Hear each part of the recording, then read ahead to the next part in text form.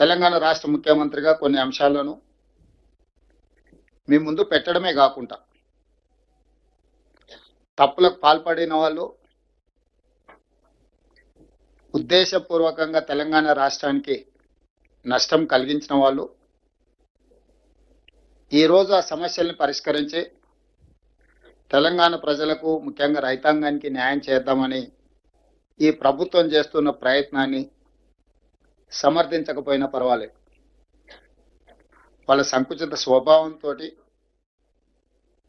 ఈ ప్రభుత్వాన్ని విమర్శించడమే కాకుండా ఈ ప్రభుత్వం యొక్క ఉద్దేశాన్ని, ఆలోచనను, అవగాహనను తప్పుబట్టి ప్రజలకు తప్పుడు సమాచారాన్ని చేరవేసే ప్రయత్నం చేస్తున్నారు. అందుకే ఈరోజు నూతన సంవత్సరం మొదటి రోజు సాగునీటి పారుదల శాఖ మంత్రివర్యులు ఈ అత్యవసర సమావేశాన్ని ఏర్పాటు చేయడం జరిగింది. ఈ సమావేశం ద్వారా ప్రజాప్రతినిధులకు సమాచారాన్ని అందించడమే కాకుండా తెలంగాణ వాదులందరికీ కూడా అంశాలను వివరించే ప్రయత్నం ఇది. ఈరోజు తెలంగాణ రాష్ట్ర ఏర్పాటే నీటి హక్కుల కోసం ఏర్పడిన రాష్ట్రం. తెలంగాణ రాష్ట్ర ఉద్యమ నేపథ్యాన్ని పరిశీలిస్తే అది ఇప్పుడైనా ఎప్పుడైనా ఈ ప్రాంత ప్రజలు, ఈ ప్రాంత ప్రజాప్రతినిధులు, తెలంగాణ వాదులు మొట్టమొదట బలంగా వాదన వినిపించిందే జలాల గురించి, నీళ్ల గురించి. నీటి కోసం కొట్లాటనే ప్రత్యేక తెలంగాణ రాష్ట్రము దేశంలోనే అభివృద్ధి చెందిన మొదటి రాష్ట్రంగా, ప్రపంచానికి ఆదర్శంగా నిలబడే రాష్ట్రంగా తీర్చిదిద్దడానికి అవకాశం ఉంది. అందుకోసమే ఉమ్మడి రాష్ట్రంలో ఉన్న ఆనాడు పి జనార్దన్ రెడ్డి గారు లేదా తెలంగాణ ప్రాంతానికి సంబంధించిన ప్రజాప్రతినిధులు కృష్ణానది జలాల కోసం బలమైన వాదనను వినిపించడం జరిగింది. 2004 నుంచి 2014 వరకు 10 సంవత్సరాలు ఉమ్మడి ఆంధ్రప్రదేశ్ పరిపాలనలో డాక్టర్ వైఎస్ రాజశేఖర రెడ్డి గారు జలయజ్ఞ ప్రాజెక్టులను ప్రారంభించి ఇరు ప్రాంతాల కృష్ణానది మీద ప్రాజెక్టుల నిర్మాణం చేపడుతున్న సందర్భంలో కూడా ఆనాడు పి జనార్దన్ రెడ్డి గారు పోతిరెడ్డి పాడు ద్వారా మనకు జరిగే నష్టాన్ని బలంగా వాదన వినిపించడం జరిగింది. ఆ రోజు ఉమ్మడి రాష్ట్రంలోనే సొంత పార్టీని, సొంత ప్రభుత్వాన్ని కూడా ప్రశ్నించి తెలంగాణ హక్కుల కోసం కాంగ్రెస్ పార్టీ, ఈ ప్రాంతానికి సంబంధించిన ప్రజాప్రతినిధులు ఒక ఉద్యమంగా కార్యక్రమాన్ని ముందుకు తీసుకెళ్ళింది.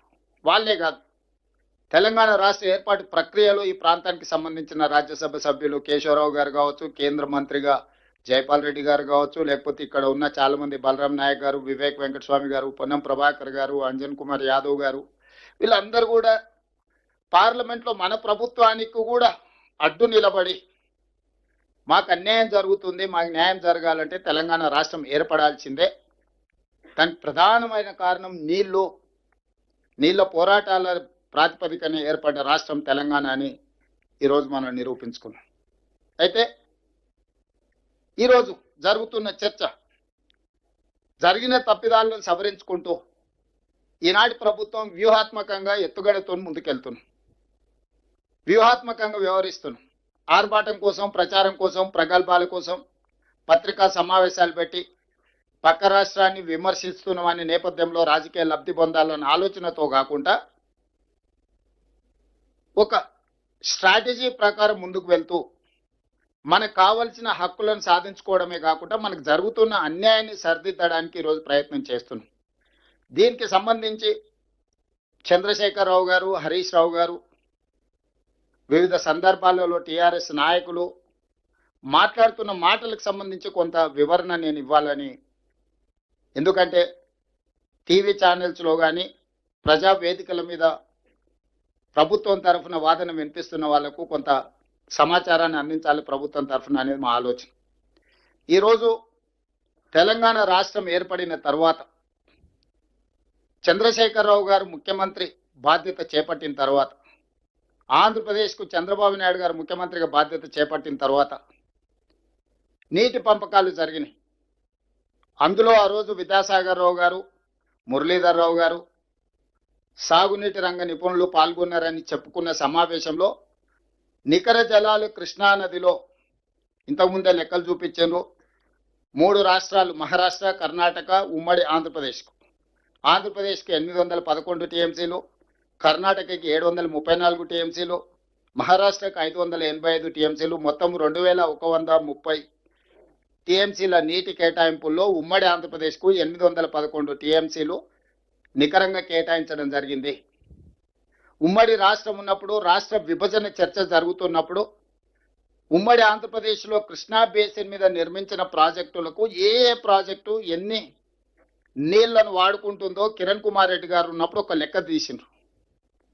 ఆ లెక్క ప్రకారము నీటి కేటాయింపులు జరగాలని, ఆంధ్రప్రదేశ్ ప్రయోజనం చేకూరాలని కిరణ్ కుమార్ రెడ్డి గారు తీవ్రమైన ప్రయత్నం చేసి ఆంధ్రప్రదేశ్ యొక్క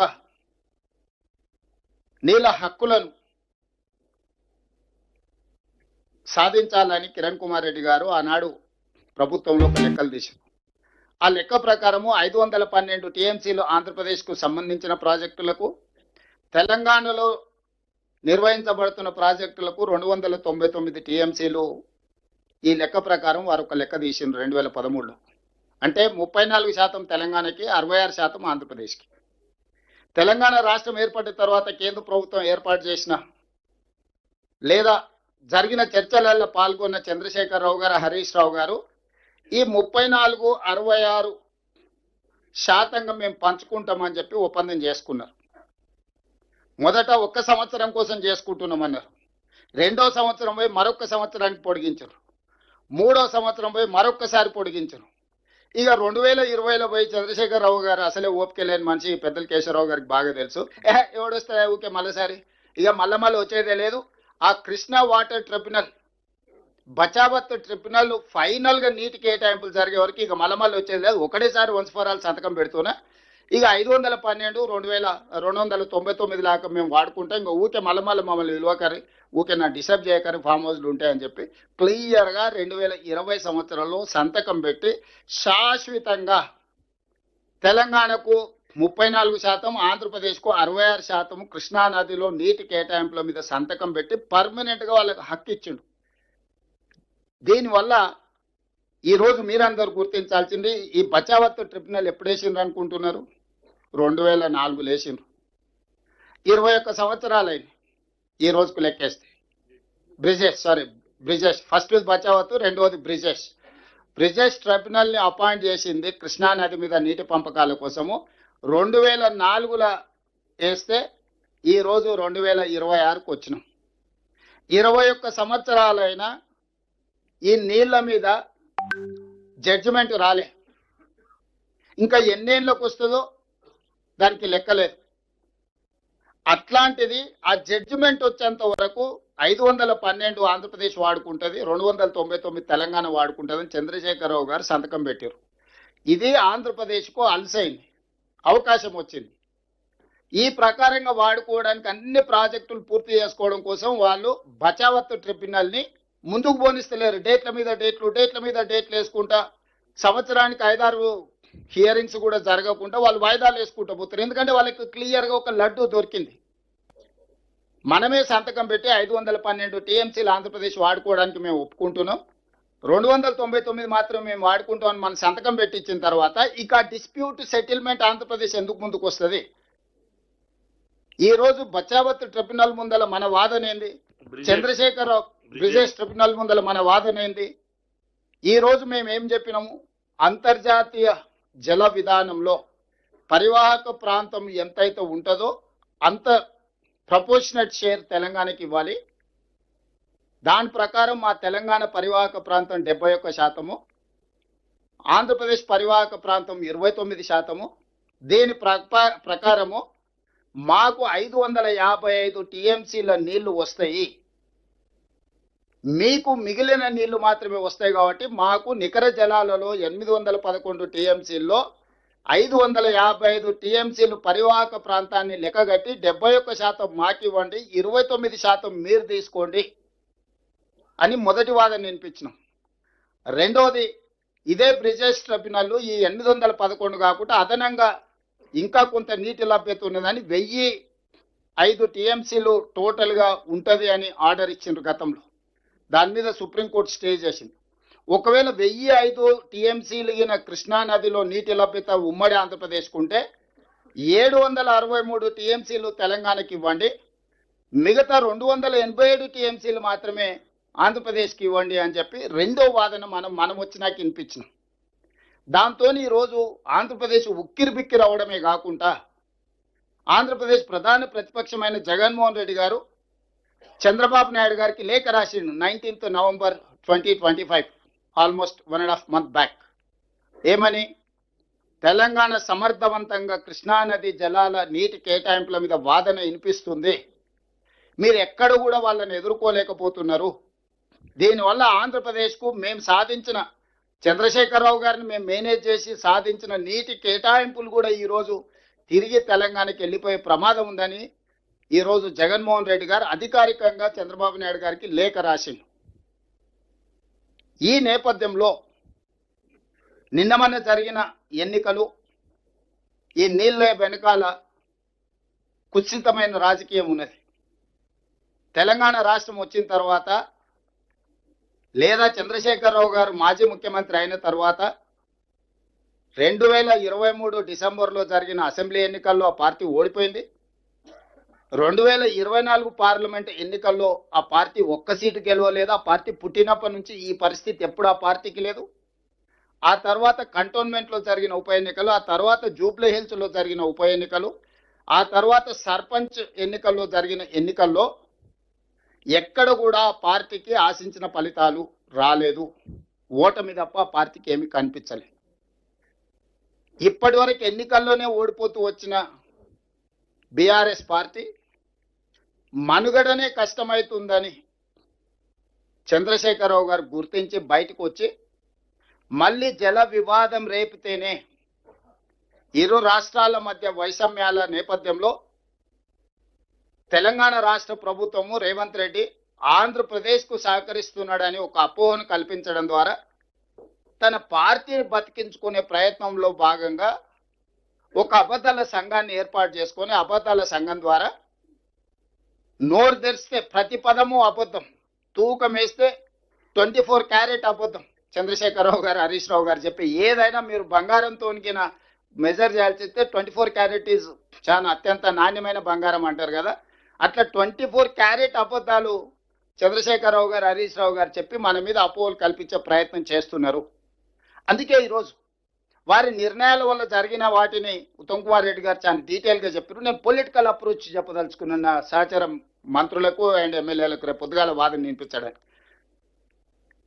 గోదావరి బేసిన్లో తుమ్మిడియేటి నుంచి చేవెళ్ల వరకు నీళ్ళు ఇవ్వడానికి ఆనాడు అంచనాలు వేసి 38,500 కోట్లతో మొదలుపెట్టిన ప్రాజెక్టును రీడిజైనింగ్ పేరు మీద తుమ్మిడిహెట్టి నుంచి మేడిగడ్డకు తరలించడం ద్వారా 1,50,000 కోట్లకు అంచనాలు పెంచారు. ఇందులో ప్రధానంగా ఆయన వ్యాపారం సింపుల్, అయిన ట్రేడ్ సీక్రెట్ ఏంది లేదు, పంపులు లిఫ్టులు.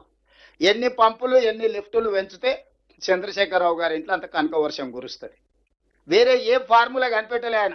ఈ మట్టి పని ఒకటి చేస్తాడు, తట పని ఒకటి చేస్తాడు, పంపులు లిఫ్టులు తీసుకురాడబడి బిల్లులు ఎత్తేసి. కాళేశ్వరం మీద పీసీ ఘోష్ ఏం రిపోర్ట్ ఇచ్చిండో నేను చెప్పాల్సిన అవసరం లేదు, లోతుకి వెళ్ళదలుచుకోండి. సేమ్ ఫార్ములా జూరాల నుంచి ఉమ్మడి రాష్ట్రంలో మంజూరు చేసిన పాలమూరు రంగారెడ్డి ఎత్తిపోతల పథకాన్ని జూరాల నుంచి శ్రీశైలానికి తరలించిండు. 3 స్టేజ్లలో ఉండే పంపులు 5 స్టేజ్లకు మారింది. 22 పంపులు కాస్త 37 పంపులుగా మారింది. 32,500 కోట్లు 32,200 కోట్ల రూపాయలతో పూర్తి కావాల్సిన పాలమూరు రంగారెడ్డి ఎత్తిపోతల జూరాల సోర్స్ నుంచి ప్రాజెక్టు ఈరోజు 84,000 కోట్లు ఖర్చు పెడితే కూడా పూర్తి అవుతుందనే గ్యారెంటీ లేదు, ఒక ప్రాథమిక అంచనా మాత్రమే. చంద్రశేఖరరావు గారి లెక్కల్లోనే 55,000 కోట్లకు పెరిగింది. ఇందులో ప్రధానంగా ఆయన సాధించిన విజయము 22 పంపులను 37 పంపులుగా మార్చిండు. 3 స్టేజీలో ఎత్తాల్సిన లిఫ్టులను 5 స్టేజీలోకి ఎత్తిండు. ఈ 3 స్టేజీల నుంచి 5 స్టేజీలకు జూరాల నుంచి శ్రీశైలంకి ఎప్పుడైతే మార్చిండో ఆంధ్రప్రదేశ్కి అవకాశం వచ్చింది. జూరాల కంప్లీట్గా తెలంగాణ రాష్ట్రంలో ఉన్న తెలంగాణ రాష్ట్ర project, state owned project. Karnataka నుంచి కృష్ణా నది జలాలు భీమా ద్వారా వచ్చే జలాలు జూరాల దగ్గరికే వస్తాయి. కొత్త సోర్స్ ఏం లేదు. మేజర్గా కృష్ణా నది జలాలు మహారాష్ట్ర నుంచి కర్ణాటక నుంచి బయలుదేరి ఉమ్మడి ఆంధ్రప్రదేశ్లో ఎక్కడికి వస్తాయని అంటే మహబూబ్ నగర్ జిల్లా జూరాల ప్రాజెక్టుకు వస్తాయి. నీళ్లు వచ్చినప్పుడే